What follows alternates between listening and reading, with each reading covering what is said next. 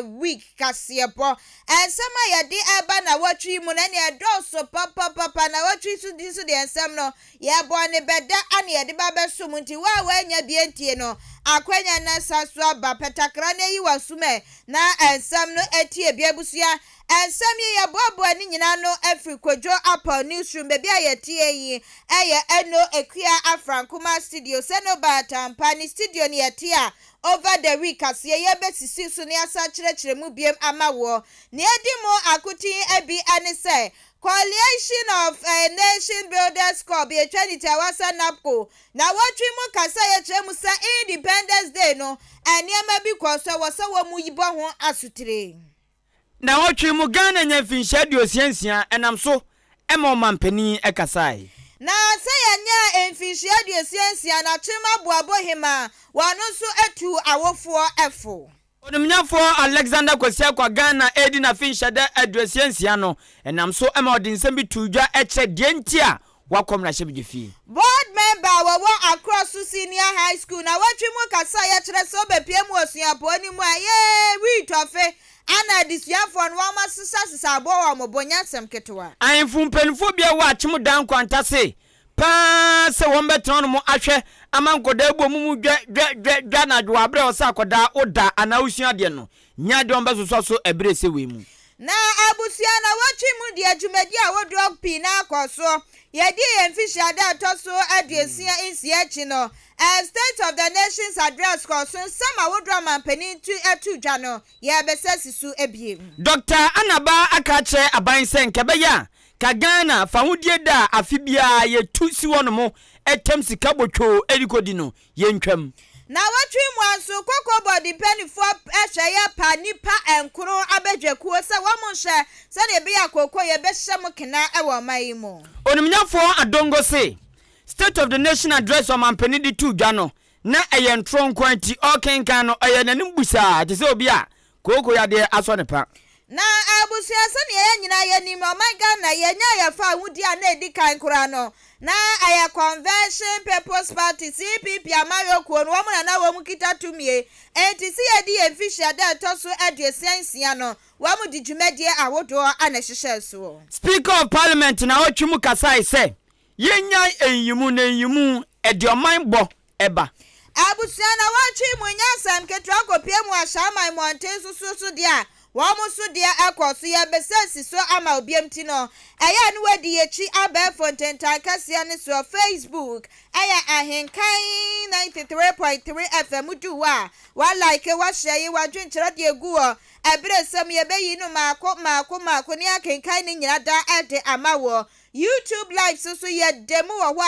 enya sam ketwa waso no eya abusia tenten abusia mu odo wa obebe bia ne abaye ntakram ye beji watuma wa tu entifa hokodom bia koba ne say adwumedi awodo a ekoso wo fidwema nyina ye nya hyase ana bonka ye na wonso watimi anya bi ahwa dwenkyira kura na ya na de afa mai so 0594 841044 0594 841044 na ya Ahenkan ni nyina da ede ama na enanwumre yi anasipiesie na enkoma Jubilee Hospital na daromo ana waso ya sika fem se yentena se na kase na watwi die no yensa ensiwu so ebiem anwanu mienu ya gye yegwa yatena se ensem ne yebesesi su biemi din ane mame akua Janewa mene kwaku anin kusi buadum afia de shimama ensem ni nchemu anin fitiase eni good engineering, we have the corruption and good pharmaceutical. What wasum na watwumu Ghana mampani na nado dangwa kufado ejina simpie na paso edin sema odobi etudwa na oditudwa wa abra na Ghana yenya finhia makomaku aduosiansia ana ye obene mbosome ne da etosoma makomaku nsia wo amamremu ene abakosem no wa afia pem ahankura aduonu nso 1957 ena yenya ne tese Ghana yeje ya ho afiri abrofo nsem sabre no na dodo na me ene wo ne yenyina obi eyabakosem ene de mpenfo yeye ene nyoma bi wo mo twetwe ne mfoni bi ena amayensu abehunsampa bibi sansi eno ntie gidie ene sede amamre ne tie no afi bia ye de kai wo ma etu sa na mo no eno ase ena omampani ekokasa wase na afi de ne koso ewo framantem adakuru mansini no mu ena dwumade ekoso etira na da so eye nkabom ya hoden ene ye botaye omampani di tuja se yenkoso entoto nyama na wo mu hwa no mu se IMF sika no beben eben so anoma odo de wo de baby pa amampuntudwuma ene de Ghana vo hwa no mu no esu se wam.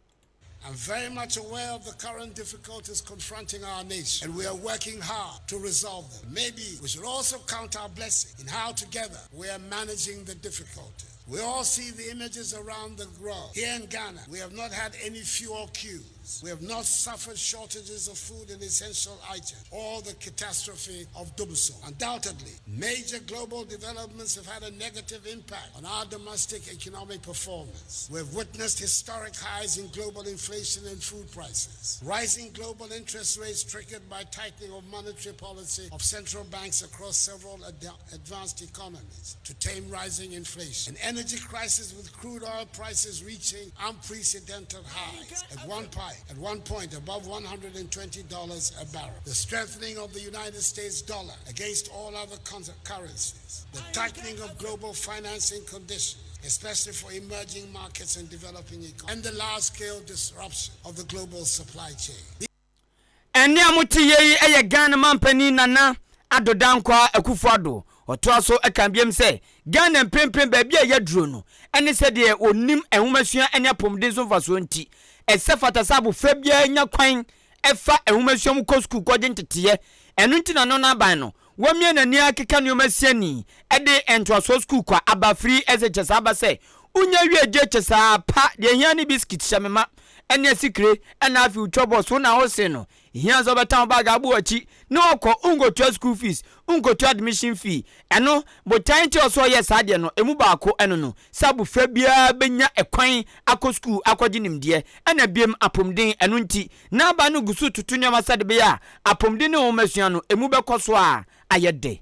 We should continue to strive to ensure that no Ghanaian child is denied access to quality education, hence the groundbreaking and transformative free SHS policy. We should continue to guarantee access to affordable health care for all in every part of the country by continuously improving the National Health Insurance Scheme, expanding healthcare infrastructure, and enhancing general health delivery. We should continue to work towards achieving food security and the modernization of our agriculture. We should continue to work to become a value-added industrialized economy which no longer depends on the production and export of raw material but on the things we make. Omampani na nado de ne kasa aba na wie ya no ena oto so ka biem se Ghana na ye koye pani esikasem jane naso nanso COVID-19 therefore coronavirus ene Russia Ukraine to kwa esi ewa afie twam ogefo bosome ne da etoso aduonu nan no osi adidima ama aha Ghana papa na eno nam so mampani se achia nanso emui ekuraso aka nanso onwe o ka che Ghana fo nyina se ode bosome makomako aduonu mienu 22 months eno no ye mfie mienu pepepe ode besiesie Ghana sikasem amana yiye. Government has deployed a number of fiscal interventions to help bring relief to Ghanaians. And I'm confident that sooner rather than later, we will see significant results of relief and recovery. Government is implementing to bring back the days of rapid growth. Fellow Ghanaians, there is one thing I want all of us to remember, and that is that when I assumed office on 7th January 2017, I inherited a severely challenged economy whose rate of growth at the time was the lowest in over 2 decades. By dint of hard work, prudence, and creativity, we managed to turn things around, creating an economy which for the years 2017, 2018, and 2019, the years before the onset of COVID-19, was amongst the fastest growing economies not only in Africa, but also in the world, recording an annual GDP growth rate of 7%. We were the best place to do business in West Africa, and in 2021, we were described as the most attractive destination. Eni amuti ye eye Ghana mampani His Excellency Dr. Williams Kwaku adodankwa Akufo-Addo. Abusiana na watwi mu a yedi enfisia da toso aduosiansia no ekwaso from mante mu kopie mu wane coalition of nation builders corps NABCO wa mu kopie mu o kwa machi bia na sesema wodo wɔn de bi ato dwa na ɛno akyi na nam so ama ekuo bi a wɔn nso edi ɛda wɔn so ɛne coalition of nation builders corps wɔn de aba abɛto dwa ɛkyerɛ mu sɛ independence day no na kofo a wɔn kɔkɔ maakye yɛ no wɔn yɛ npp amayɔkuo ni bi ma wɔn na kofo paa deɛ sɛnea aban yi ni wɔn edi na aban ni wɔn ani ni yie ɛnti nya deɛ obi akɔkɔ pie mu wɔ hɔ ɛnti sɛ sit match ni yɛ hu yɛ asa na kofo bi maakye a wɔse ɛyɛ npp ekuo na mu ama bie ani yɛyiyi wɔn na sɛ wɔn hyehyɛ ntaadeɛ ɛfa wɔn mu te sɛ deɛ wɔn yɛ na kofo no ana wɔn ɛkɔkɔ maakye yɛ wɔpani a wɔde nsɛm yi ato dwa ɛyɛ public relations officer ɛma coalition of NAPCO trainees na n'akyekyi ana wɔde nsɛm nyinaa ato dwa wɔkyerɛ mu sɛ ɛkɔkɔyɛ sɛka nana bi a yɛakɔ so wɔn ntena ase mfa wɔn nsa nhyɛ wɔn dɛm fam asa bi wɔn se ka yɛ mfa nya nanka ɛnti wɔsɛ nsɛm no wɔn di mu kyerɛkyerɛ mu nyinaa da ɛto dwa ma Ghanafoɔ ɛne apapani a wɔte soɔ ɛhu sɛ wɔn NAPCOfoɔ wɔn ani abere yie paa ɛnti saa maakye na ɛkɔ so no wɔn nim ɛho ebi. This much Independence Day no omo eyi ye no na yehu se enfoni bi etwa aba from fidie so NAPCO beneficiaries akomachi ewo eye Volta region and the Caribbean eni de omo komachi ye no NAPCO beneficiaries because yankasa obehwa ekoma edwa ye mu from 2021 ebesim da me no casino enye koma ye de komachi tinne se ehihwe mu ano na ye amanfo bi a yenim wo ba bia aka program no ho na omo akoba so omo de wakomo omo akomachi ne tintin ni tete mu ani se Mwa okomachi ya omutu omudi so omo ye NAPCO beneficiaries omo enka NAPCO ebusiano omo enye NAPCO beneficiaries eye nkofo a omo base won ya omo komachi ye just for political point na ye NAPCO for your pepe bi se ke be ma afra na ke be machi against deception ke be machi call for the payment of our arrears ke be machi call for sustainable livelihood just because Ghana is celebrating Ghana Liberation Day. Abra ya yemi say how ne atete aban no edin yakomu da ye nkoa e wo man Ghana a ye nya sa freedom no. Enti abutia anu no na tse wo mani abere pa wo munya akwanya na kamache na se do sama wo mde betu dwan ko bekyira aban sa ye tufu akukwam na wante ne egu anim ase enso e wo bedwem ani aye public relations officer ema coalition of NAPCO trainees na natechi na wade semi nyina tu dwa ma chidwumedie so ebra wo boaba ofori amanfo tenase na wo dwendwendwe wo my Ghana ehu na wo 6 match ekoso obenim bosum ne de to so nsia na wotwe mu no ene Ghana mantem akomako dinsia mensini makomako ahanu adiosunum 275 eni nkrocho do bebre ayemu nipa ba ebro apem aduasa 30 million ene obia tonsa ede na pempem wo maachi bi na ebi koso achim dan astrotef no so eho ena mra hyebdani onimnyafo Alexander Kosiakwa edi tudwa chese Ghana se de ehun sisie no ebesesa enye se ya da emwada brigo ose Ghana se de ehun sie ano ongusu tutunyama na ogidie se enye shaba ni die gwakwam no eye nkakra na eye ndidiso enche ensaka beba Ghana pa osanto aso eka biem se die nche wakom na hyebje fie no ene se ongo no ngo hwe nkunye guo ongo ye speaker nim ena afinya ehon mo fa kekentina eye ofri odan ko emraship de fie na mom die nte ye okom na opese obekom na ship de fie ene se okopre nuama pa abre ne manfo a ewo akyem dan abeto mpeso aso ena afi wa bona dwuma ne fam de e de abo man kronkron Ghana yenim se na sase enie ye go through bia as a nation bia no it's a moment in life. We start somewhere, we go through a process before we go to the end. And then whatever we're going through is part of the process. I stand here as a member of parliament, believing in the government, believing in all the other interventions on minor area to put back the economy on track. One of the things I can assure you, that we are representing you well. We are representing you well. And adie biara ehia se oman anase your constituency so ensa beka amaye hunu say we are part of Ghana no. It is the reason I am representing. I wish you all the best. Thank you very much. ene amutie ya chimo dam na hwebdwani onumnyafo Alexander Akwasiakwa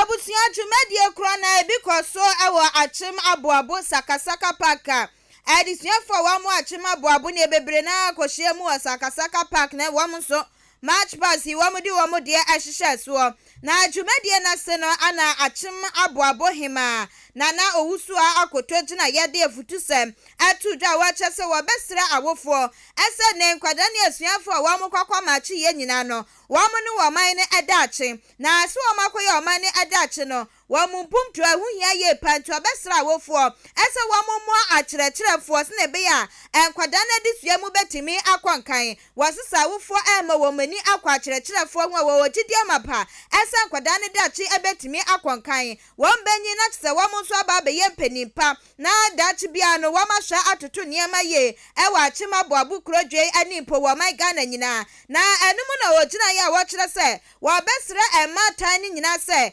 wo mu hwe na nkoda ne dachi ehunhia wo mo ebisa obata bi wo hwane wagya ni nyina gu ba ma so eja anya ade a wo no so ebeye wasisa akoda ne papa na anya wo ma me no boabo suom na pre wo ba ne edachi ema no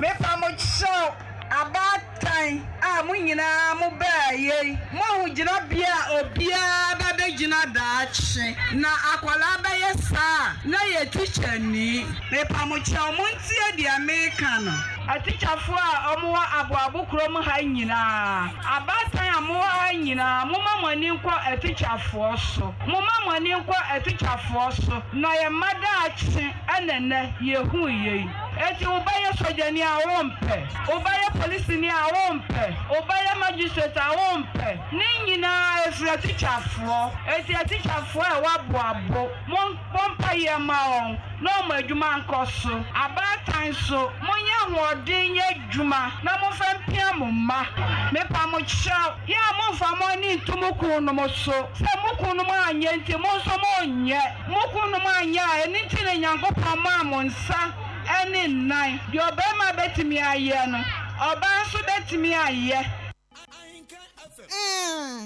abusuani aya achim aboabo hima nana owusua akoto mepamocho muyentie ensama nana edi atudwa na efutu sempa ana wode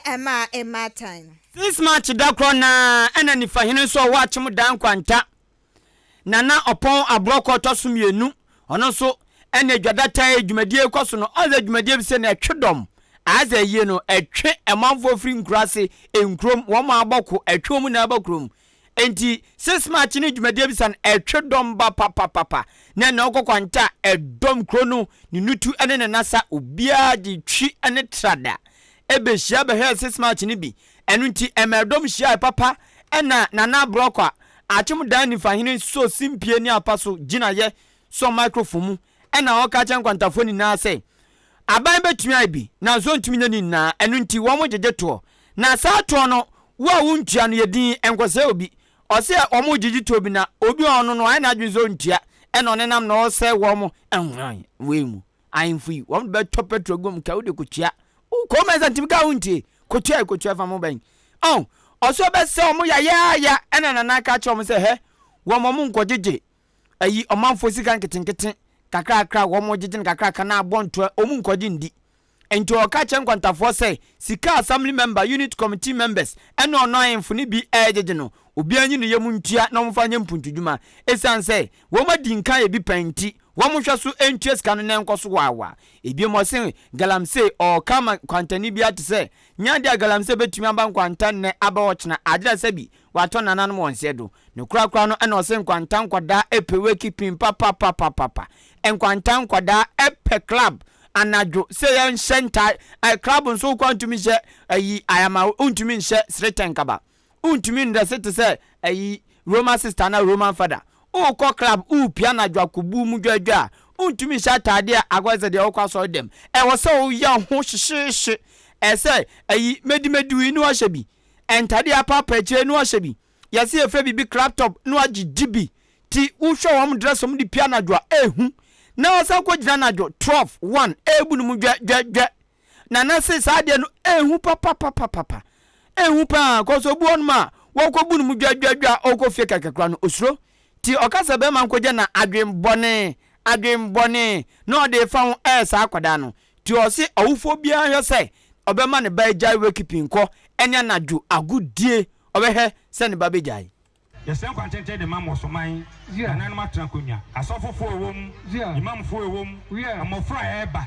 mu nyina yesen kwantente de mam aye titru eskuufo no yesen mada aye na ye sori ana yebu ye ho abonfia na yebu ye ma no abonfia obi obibi ya na wonim ya na wofo no ne ye kana hye momi enja wo mo na obi afa ne talent nyankopon de ma no no o fe mo ne bra o mo sama prosmai mo sama na pa I'm someone no. I am a bra and a chum. Ne bano no. I am Nana Rantia Heneda than the Wapasia. I had Domre on the bra, Kuma Crano. And Munyamushan Ebeno. A hand will go school, a hand will be a school. To be any mono, and then I press my original. So also person of Baba Yabi, Nedran, I don't know about my back with not dance. Disco. A year say 12 o'clock, 1 o'clock. Not working about Frakitua. Na ojina ho no ma ne ma me ne gina we ne ma me hu se ne be gina ne ni age pa ma me nyame hira wate o so mon kwantaman asom Ghana me nyina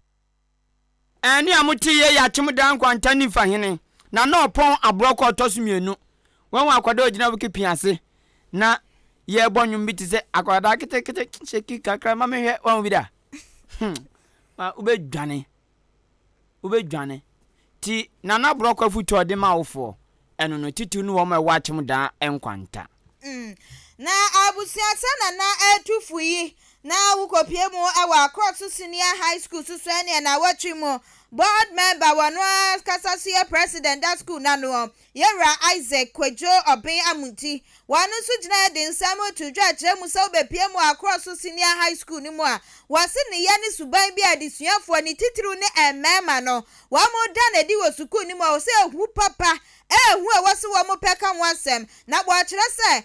we tofi ana che se adisuafo no ma sisa bo mo bo ene ewusua wo suani na wo free across senior high school na ne bag bo nechi na obo hu musuasa wo je bag na hwe ne ewo mu a wasu wa ubekwo wechi wo bitimi sisa wi tofi na no obo ne bede na gu ni bag mu wati suku de ma chiche ni nchira dire nya na wo yitu nanum na oyitu nanum wase ni nya ne nya de a eboa enya de abema akwada ne da chi esipie enya de wodisua ni na kasa so na disua abekọ nkan wase wo mu a wo mu yesa nyina no bepie mo suku wa wo ma disua ne nanam chen half sa enkwhwe na enu echi na wachire se ade ba kususu se ade sapa na bepie mo ewa achema cross wo se ho simbu nsam jem wo nsam jem se dwumadi a wodo ni nyina ebi ekoso wo ani ebi mo hyentampe na ebi mo de bonsamatawa ani niama wodo pia emmoa ama wosuafo adisua enkwankan no na to se adisuafo ahyesabo wa mobo wa mu hwiri wo na wo mu hwiri kwa wa mu susu wi tofe no wa mu ti do metwi wo na wa mu kikagu o mu yemsa wa mu su yebie antu wo se wo besese ebraso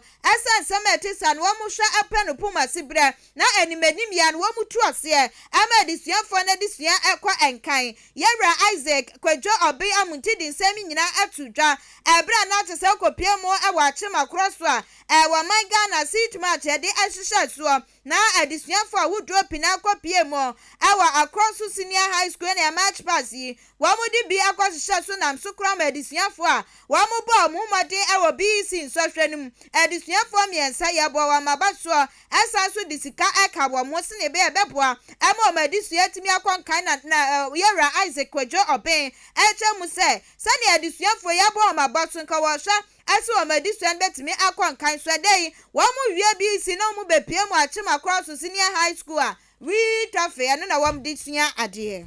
me pamuchao mama ye school ko ehundia yen apada obonwa omwatete dia akrosu edu anumra akrosu pro aja ese da dia beta bia ayemwoso anabi tofin we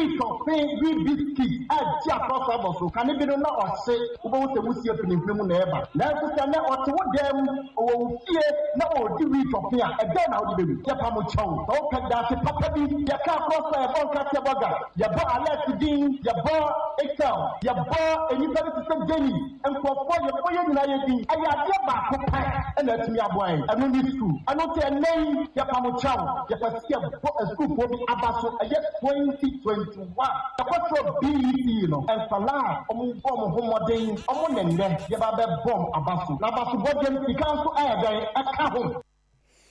Abusia ani aya board member wasanso ye president awada across senior high school no ano yewura Isaac Kwejo Oben Amunti. Jumadi akoso ama empenfo totoro emu ayemfo ne mraship jefiefo ne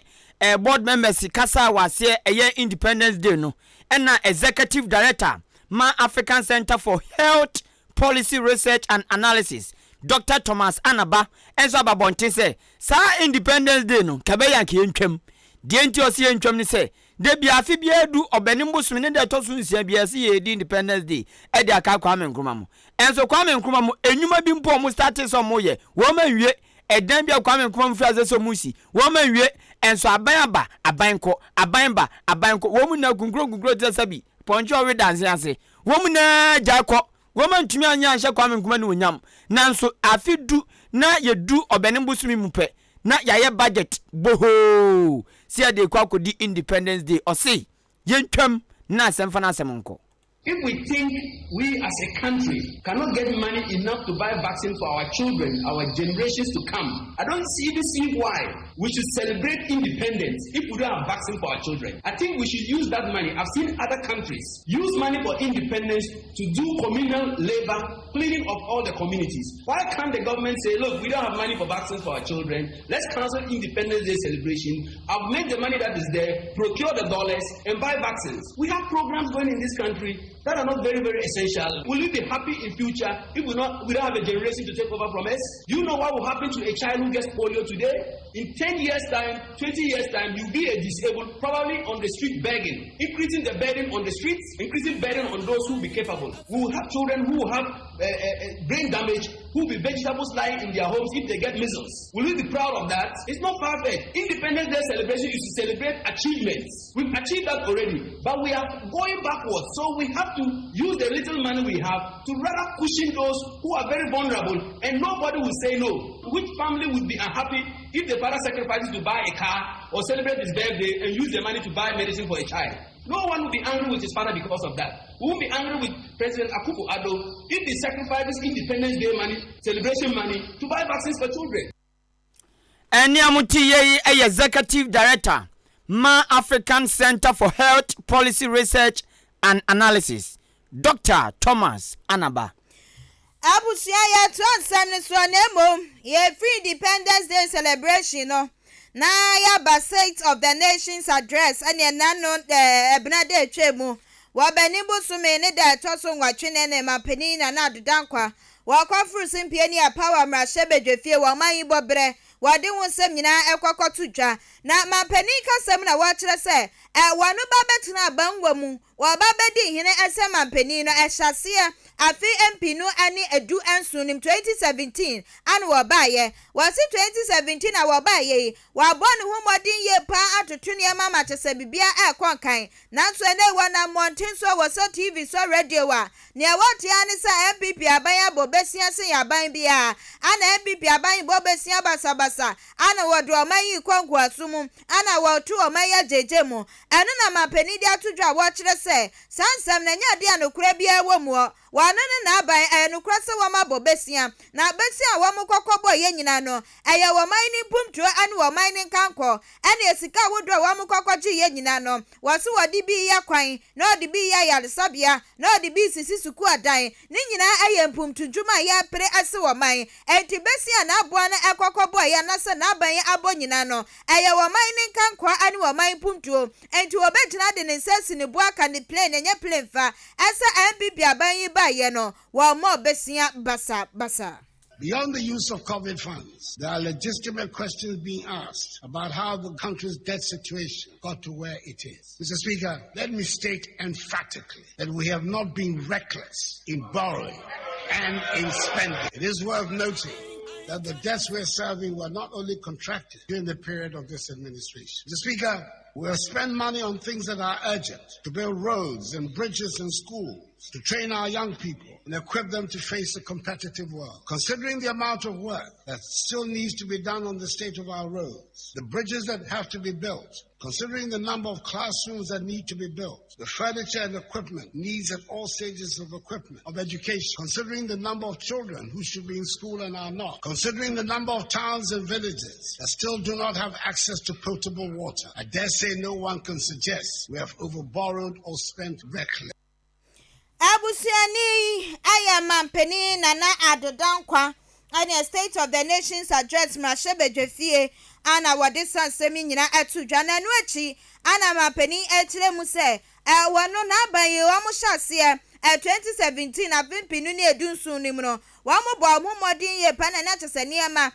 kwaso wano ne hyeso esukwada ahodo na Ghana fo peso wo mu nyina na egu aponso aloru kwan ahodo na wo ye ayaresabia na wo si free SHS obaye wodi gugu aponso wasesa niama ni nyina na ekwa no wano ekosisa COVID-19 kodie wo ya de eba bebo mu enu echikrani esanso amaye muso a ana Russia ni Ukraine tokwa wa muso de bebo so nti enu na nam so ama na mamuo no entimi ankon kan te se ne na wo pe no na wasi so obi ni bedi achinye esu obaye wa amon homodin a wasi afimpinu ani eduonu 2020 abato ekọ so no ni nyina de di pefe o ese na abai no omo bo momodin enya sa padi akonyini ese for omo for nana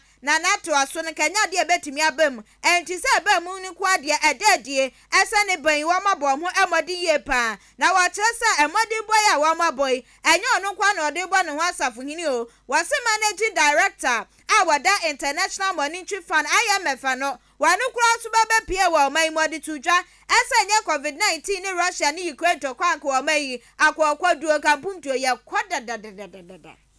And many others, including the managing director of the IMF, have said that our economy was doing well until COVID-19, and the war in Ukraine was doing well until COVID-19, and the war in Ukraine took us off course. Mr. Speaker, I will be heard. Hansard has to record me.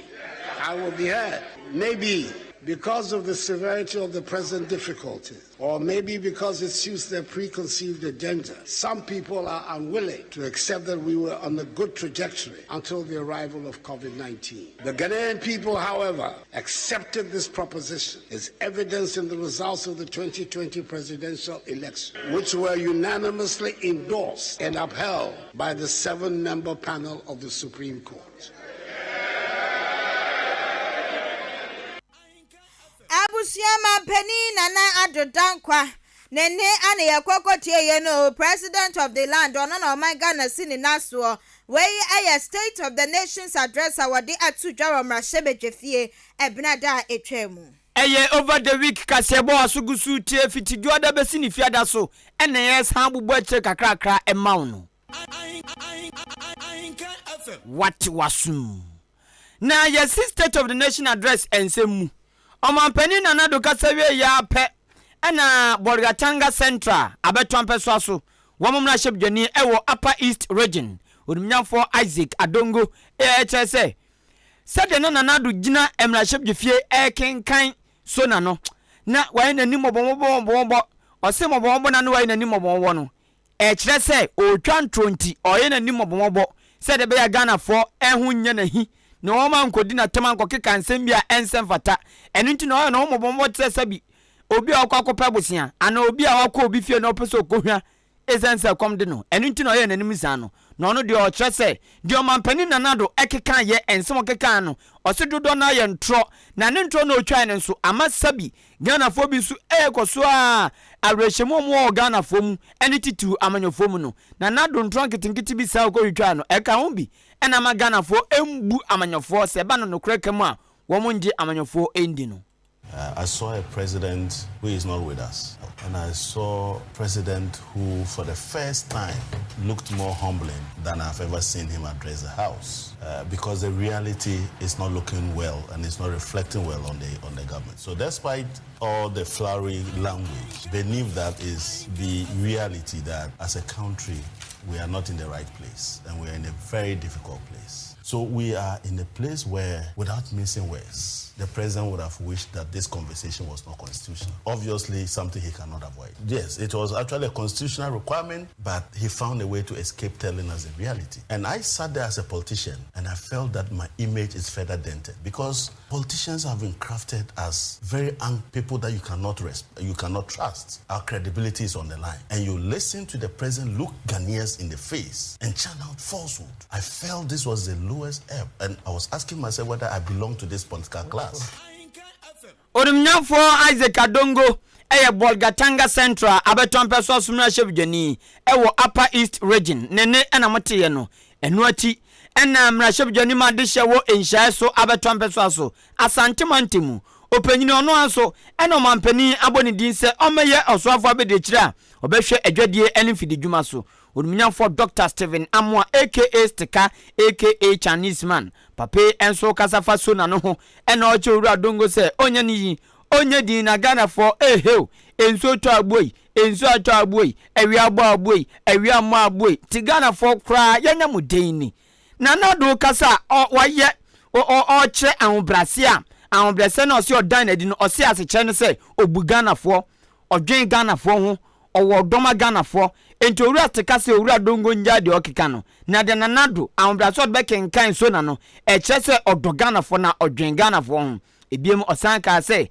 ensema nanado de tu dwani na no eye no krotrodo ose wo wonti ase no oni obi nhia na munya ho anobabai se onti ase nso a utumi ne ko wa bia opa bia sanso on de onim ni se de nanado be kenkan oso na nim na no enukre trodo. I am surprised, but at least for one good thing he said, that the president was very humble. If you are humble, you are not with us. If you are very outspoken, you speak with animation, so much confidence. Hey, the man he had no respect, he's arrogant. So which is which? The president, in the first place, what I saw, demonstrated empathy, because it wasn't something that he was like, oh, Ghana, I've done everything. Why are you complaining? You shouldn't know. He was very humble. It was an indicator of the fact that he combined humility and respect and empathy. That was first thing, and was assigned to unify us as a house. I think the first time that the heckling that I have been always witnessing, in my opinion, was highly mitigated or minimized. Secondly, the president was very honest. He didn't say Ghana was a heaven. He spoke the truth. And he went further to even affirm the fact that this was global by stating what the IMF boss said, that Ghana was doing well till COVID and Russia came, which is a fact. You can argue and debate.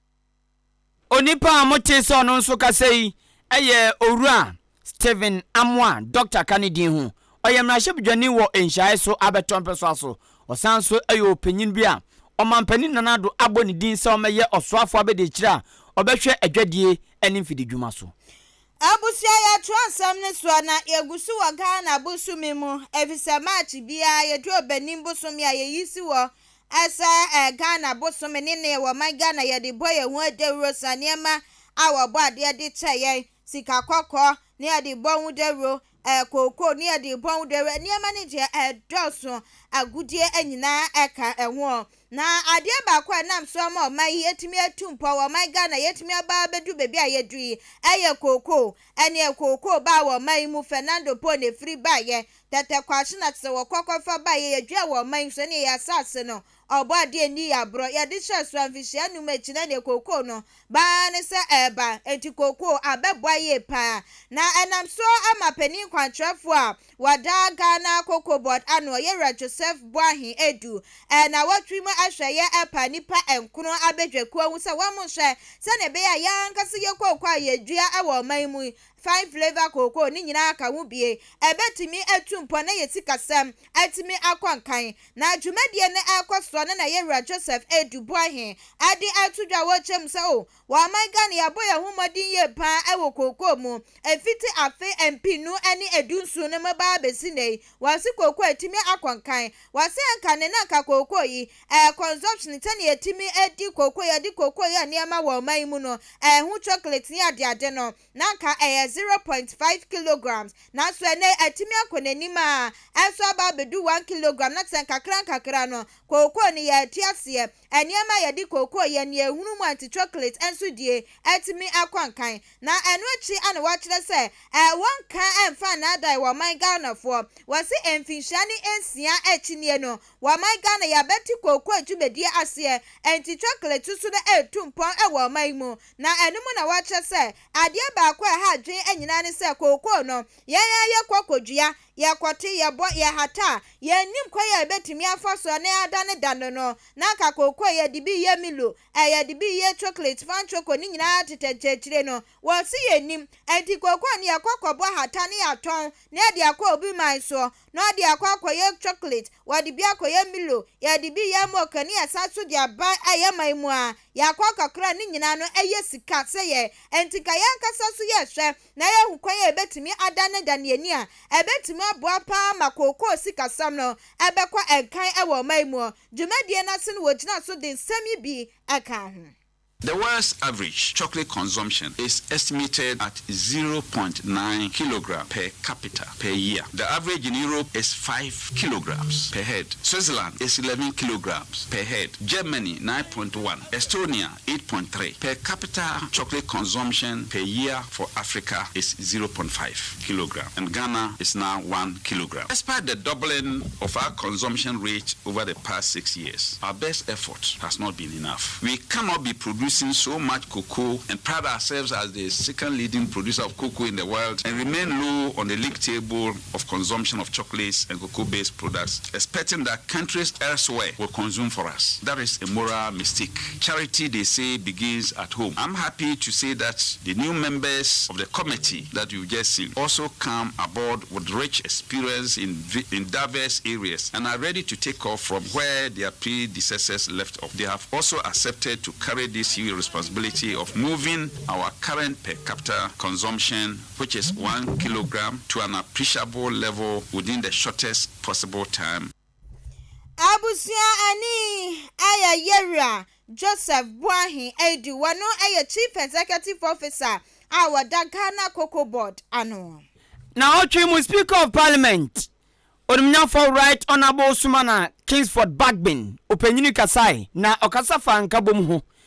na odinsem wetu dwa wa abra kani Speaker of Parliament Obenfo Mike Okoye ni ho kani efrimu ya ene wom call ni fie kwasra no ekodan edi chesa mpa fi no wafrimu no aka wom na aka emrahye fie fo ne Ghana fo nina onumnya for Urban Bagbin ekono oni domkuma no ba no dani onumnya for Dr. Atoforsen oni kani Speaker of Parliament Edward Jaho ena afi Justice Bamford Ado eni penfo do bi na kabom se twi eko onumnya for Mike Okoye ebusuanfie ekochia no ewo hwira wahwe ne yire ya na onum no onumnya for Urban Bagbin edi tuja se obegyina onum no asre se enkabom yade bia ehia papa ntoma mu ye na ye nkambom he oso ye esabi oye kremoni na kogina baby na akona se obekona nye onua kremoni na o na odwinse bia kasa ofro bia na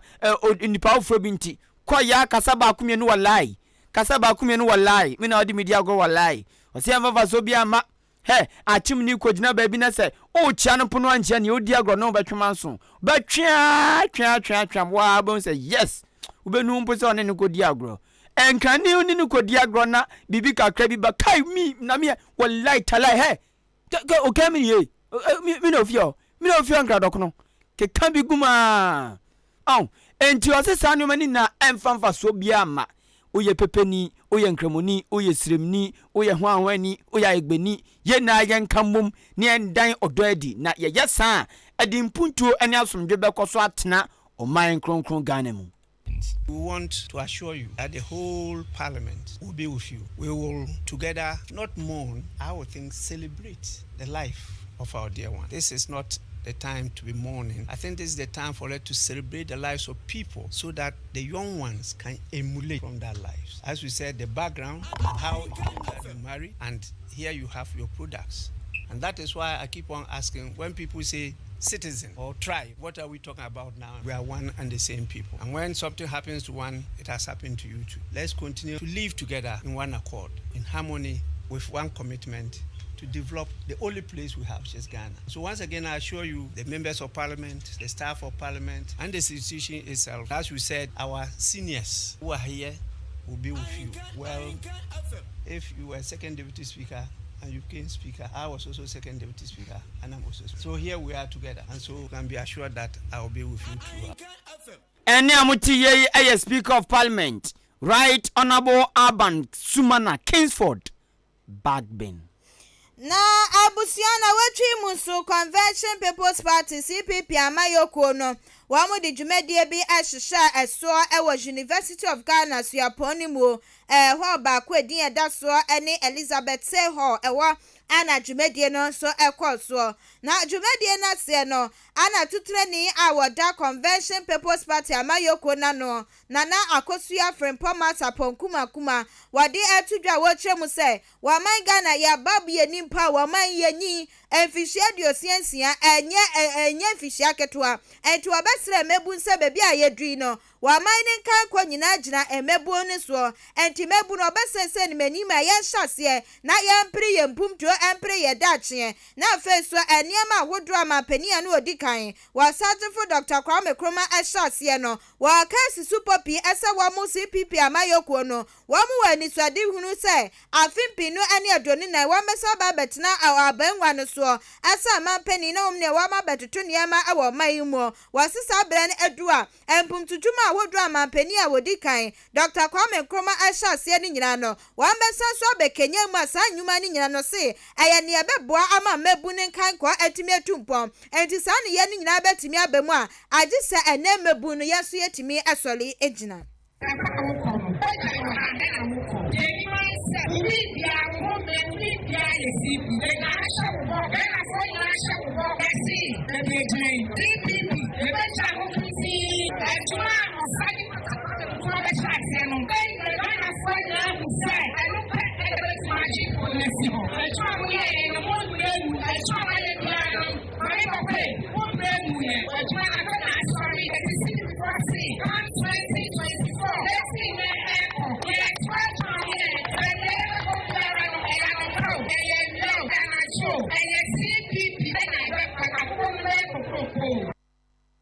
Abusia ani aya tutunani ema Convention People's Party CPP amayoko no nana akosua frempoma sapon kuma enane na wotwe pepepe arewo sambisi wa shaman enam soma na wotwe esi mu oh asrafo bi ekọ ashaman asrafo bi ekọ ashaman na wom kodi dwuma wom tumi ta obiani so tumi de beti jam obi no atiem wallahi ashaman ekoba ne sen ansa nam de mun sembe ba no Jubilee Hospital semen kan cho se wadaru mo ma me ne papa abrante na ba mu a abayewa he o se ho den okoba bibi yo enso mfa nko hospital akwadworo na ayo se twom entu nya kwan nko pacho boni pedua woka nyabre mo ni pedua nyabre ema wa pomu na emunya den abribia sansa ade ba kwa nyankopon po empe ene se wobetena wiase na ahweye nti obe free at as fast as so eya mo no anto nsamfro nenya home call nenya ayi good call nenya obituary ene nasefo na akoyi nyanya what shock ene ya na tuba bi mu awrem timpa chow what shock ye hospital a wo musi ano kwan pa eye Jubilee Hospital bomodi akọ Jubilee Hospital ma me ne papa me pa chow modi no se nyanya kopon na be se otonsa fremo na yade bi na etetem a fa ko Jubilee Hospital wo mu afidi ade hwe yade ehu yade etu yade ase a doctor for a nurse for management bibia e tight kanti wo ho health insurance yadwuma lab test bia on be yamon afi eye clinic eni yade no wani no say prunso say yimpenti say gina mo a say ya na ekọ na bibi ne nam so fita as a green say red do ana say awiabo ntumi hwade ewo bomodin afa ko Jubilee Hospital won be hwe aye ne kama edi amount oba pin form say onyanyem ya odi akọ control din say maba Jubilee mo hwe mi ama me wo finchem won be ne san kama so di amount e open ayalsabia oko hospital na oko fie na yo penfo a nurse for san frew etenetenu de obeye onante a se de obetu nan se de obedidi se de onu kunu bekasa enyoma odo bia onbe kire se okunu nyama wo san nyoma ni na no nurse for ye ni na eboa amotumi awo nipa ɔteapo na wawo afa ho afa oba ebi mu sɛ awarding enkyerɛkyerɛ bi on ma wandi so a ɛma wo yɛ den ma wo ti dubli de oda na wada frɛ na ne omundin sa wo so 0244575799 0244575799 ana 0241784645 0241784645 achimda amantra ensam so no nkyɛn pɛ ɛna Jubilee Hospital ebutu abusia fɛ yatoa ensam no asuo na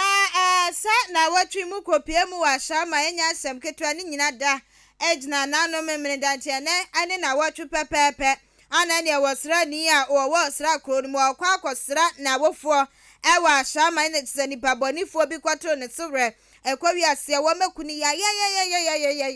ama sheriff moro watwa na nanom wɔnse adu abusia kra akɔpɛ ne krabea na sa adeɛ ni si memene da no nsa na asrafoɔ na sa wɔn boaboa wɔn ho Independence Day nti wɔn boaboa wɔn anti ebukɔba ne sane anti wɔn mbusu wɔn ho wɔn di Independence Day ni wie yɛ adeɛ kyen bena da ne nyasɛm ketwa kopie mu ɛwɔ ahyama yɛ ne adima brada nso bo wa kasa beteme so wɔn agye wɔn gyina paa na ɛnam so ɛma Deputy Defence Minister wɔn nimonyamfoɔ Kofi Amakwama nu wɔde ne nsɛm di nsɛm ato dwa de ne nsɛm awodoɔ ana wɔakyɛ sɛ ne ɛkɔ so wɔ ahyama no aposifoɔ na nasa asrafoɔ nyɛ sɛ wɔn fiti ya na wɔn kɔ yo enkrata da so ya ma wɔn kwan ne sɛ wɔn nkɔ na wɔn ne akɔ wodi sɛ nyamena sɛ no wɔn nkɔ pɛ no ɛno nti ɔse ne ɛkɔ so nyinaa bibia dem ne mbom no ɛpawtro ana wɔde ɛbɛma ade hye a wɔn ahyama sɛ empo no asrafoɔ ato wɔn agu mmɔnten so na wɔn di dwumadie bi a hyehyɛ so saa aka wɔ na wɔakyerɛ sɛ ɛpawtro no wɔn ɛkɔma wɔn ɛyɛ titiriw ade hye bi a wɔn ahyama ya ɔsra ni ewu a wɔwu yɛ no wɔn nim ho match na mbom asrafoɔ ne ba bepie mu wɔ hɔ nti wɔn akɔka atwi mu wɔn aka adwa mu no wɔsi wɔ paw matwa wɔn mfa nkyɛn na wɔsa mmra ɛyɛ adwuma ɛwɔ ɔman yi emu. I mean, if decent, innocent residents of Ashaman were caught up in these operations, I, in my capacity as the Deputy Defense Minister, will want to apologize for that. That, of course, we will apologize. But we are not going to apologize for the operations. It's often be the case in this country that we always do selective as and when it suits us. Time and time again, the military has been working in collaboration with the police. They have been doing this across the country. And so I don't think that it is proper when we do this selective thing. If it suits us, yes, it's okay, the military can be brought in. But when the military is under attack, that they don't have the right to do that, I can accept that. Just as every Ghanaian deserves to live and every Ghanaian's life is important, so is the life of a soldier. Abusiani aya Deputy Defense Minister woni monyamfo Kofi Amakwama na bridi brother call so ashaman engramumpuni mantemu ye nam so ma omanfo gye omo gina omanfo bi ho papa wo mo pa enam so ama woma asojafo no chi wo mo call wo mo camp ekogye omo adwuma no emu baako aba ene nsɛmtwofo adi nkomo na ochema wɔn kɔ kampo no no wɔn kɔ kampo no nyasɛm ketewa na ne wɔn brim wɔn papa wɔn brim wɔn pa nyasɛm ketewa na no na ɔne nsɛmtwofo akasa na yebisa sɛ na brim no brim no ɛdɛn sa no de brim ɔsɛ ebu ɔno apraye wɔn so ma ginjam wɔn ani so ɔkyenkonfo ɔhwɛ adeɛ de praye ginjam wɔn ani so saa ebiem omunya dua na bridi brada womunya ba bridi brada kraba mpo mbetama no de bo kyeze ose ade ombehu wo kampo bia no matam edi brim wo mu wei eye nkofo bia asrafo kyekye wo mu ahyaman ede wo mu kɔ wo mu camp nipa bebro oha ena baako ene nsɛmtwofo edi nkomo sei no kan no. We were taken to Burma camp. They said they heard that the commander said they should bring us to Burma camp for the investigation. So they took us from Michelle camp to Burma camp at 4 p.m. So we got to Burma camp. When we got to Burma camp, that's when some soldiers were around it. We were beaten at Burma camp, trained well. They said they'll train us to be a soldier. And we were beaten all our bodies, all over, from head to toe. All of our body were rod, rulers, stripes of warriors, 6 broomsticks and a lot, anything they can see at the vantage point was using. So the reason they gave was that when the military man was crying for help, we the community and the neighbor people even was not ready to assist him. So even they are the people that are defending us. Why can't we also defend their neighbor? Eni amuti ye ya woma asrafo cheche wo mko bema camp. Emu baako ena de koto no ne de ni nuanum aka no. Odi tuja kire se asrafo ne se Abraham Imoro Sheriff soja ni no mukunu no. O tem omanfo mra me post ni me soja ni ya bu me o ya de ade a o me. Soja fo nso obi anko ti no mo so brim o mo zano. De o kan sa na me so mi kire ma kire. Abusia over the week asia na kenkan ne de si na wadwenkyere ba ye mienu miense bi ye de atoa 20 Facebook na me wey ya Isaac say good evening Ahenkan FM ayiko ye jo so Master Planner Junior Kintampo aka Kintampo BMW wanu so de aba na ochem sa Ghana for ya so anso ya so asa ye hu ne mu ya dru ye nim nsunso ya da NPP ni NDC amayoko nitem enti wase Ghana for wo mu kwankoye fom so kwoto abata ama NDC amayoko abra Dr. Mahamadu Baumia wo ho wasisa de na sida wonu ana wo ba betoa empumtujuma ahodro ekoso wo fa kwanya yiso atra onimonyafo ni noinote awo kolekolote abatoa empeswa eso akuma foster edifree ofuase ayiribi achimasa abatoa empeswa so ana wode aba wasu wo man Ghana yankan ko nyina agina kuayo so enti se kuayo etimi ama wo mayetu emponde a na ewo se Dr. Usefri akoto wanu ana ne ya primpumtuo susu de mani tonde oso besre esa ban emfa na ho de ni sika ense empumtuo kuayo mu se ne be o man su betimi akwa enkan akuma foster dia wode ba ye eno no we susu de aba no chem se Dr. Usefri akoto wanu ana obetimi abo ma o maye tumponti Ghana fo nyina yanya baako ebre ne so yenkoso santen ne yenkoto abako kromoti no enkasa ema Dr. Owusu Afriye akoto na tse wonu su medi wo mai suo na won for my Ghana enkobo hye asase so ntino messages ahodro eba ye no ana makenkan ebi enso eno ye de asi ye ko weekends bibi o ya kwa no na mame fa kwanya yisna me hye owo me me mame pacho etiefo mo a January fans na no nya fiti prekupe na obeto no mo nipa okra no bosome nkron de ne ba ewiase ene na woda tu mame ama Ghana na adwa Ghana na abna Ghana na ekua Ghana ana ne ba penisi ekua ne ba penino oh wow enti me mame happy birthday Mrs. Roslyn enim intriwa me man happy birthday Mrs. Dan Roslyn enin into a name okay Roslyn obako kona hana na ye kan ye say give the rose so her ne ya as say bi atadwe also the rose so rose the flower so her ne ya say bi as a kan and yes a gra oh mama den dey say rose on na on the original rose okay enti ana oba pa rose mama rose auntie rose mama kan mama bi o dan sd auntie rose ti madam Roslyn so Roslyn now so and they be so dey wa okay man happy birthday nyakupo ensha na medanda se baby a meji nyina no ayo me mama bo so pa na time echi a anya sem baby a wo be wa dwe se ntimi wura na ye be wura akwa aba and on this note let me ask oba ne be ma ho na word door the time in bechi pa bema za bema ni eja susum hata man mema na kwa ese sikani bia on as you know in terms of sikasem no me na kire me asem bi ase o si eja susum ana hata nkwala no so ani hata ebusu ani nyina so ani ti ana obi poli wo ebusu ani obi prape o si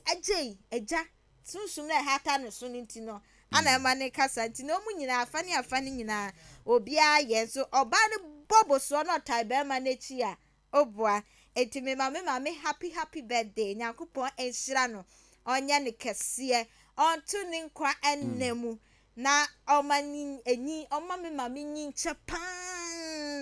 se nyi onyi bebre na nya ho no hu bi na mame wa hwe me dodo mame fo ne bre sawurade ma amame fo ebre ni na de omre na nka de na aswape na nkonu mum kona de obre na tenase se bia waba ebia obo dan mame bu ono no omfi ne mampo o se ne ma na nka ebia wakoba bia akroso mame bu ono ma ofi ne ma pa but de ofi ne ma no akaka ne wawu na nka wabo dan de ono ne tam nso kona nka na swapo Komo yansanke kama pa. Mami di na we. Nka yi de enye ni na afrim. Na watwe we ya no ro. Enti mami di na we de na watwe ya service mu start sem papa so de to. I nyasem ke o okay. Sa tu o papa ye. No see March 15th.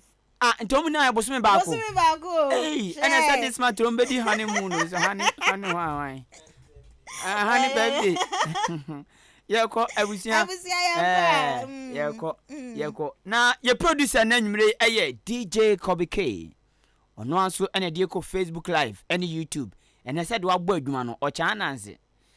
ye chia na papa nyame nsha no o hwe ne bobre nso ne na hofasu a oso bia ene nwumre yi ye de na kochina achim dan o ko crossing on ba bia ase etutu kakra bi no ase de na kogina no mo se car ebeba bia no on pepa ho ano atwe ne number no de ato pepa no atwe ne number no de ya mana tade ase o hwe ne dress na o se sani pa ne pa o se sani pa no papa ye ko ye technician on duty